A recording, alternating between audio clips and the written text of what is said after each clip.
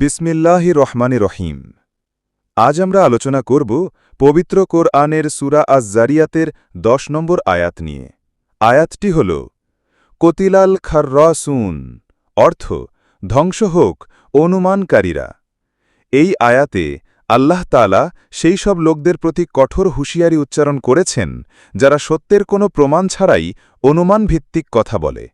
তারা রসূলুল্লাহ সাল্লাল্লাহু আলাইহি ওয়াসাল্লাম সম্পর্কে মিথ্যা ও বিভ্রান্তিকর মন্তব্য করে, যা তাদের নিজেদের অজ্ঞতা ও অহংকারের প্রতিফলন। তাফসির অনুযায়ী আল খাররাসুন শব্দটি এমন ব্যক্তিদের বোঝায় যারা অনুমান করে কথা বলে এবং সত্যকে অস্বীকার করে।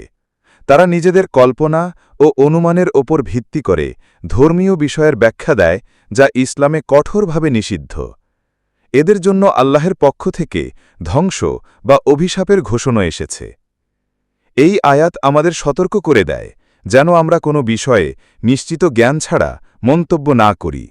বিশেষ করে ধর্মীয় বিষয়ে অনুমানভিত্তিক কথা বলা আমাদের ঈমানের জন্য হুমকি স্বরূপ হতে পারে। আসুন আমরা আল্লাহর কাছে দোয়া করি, হে আল্লাহ, আমাদেরকে সঠিক জ্ঞান দান করুন এবং মিথ্যা ও অনুমানভিত্তিক কথা বলা থেকে রক্ষা করুন। আমিন।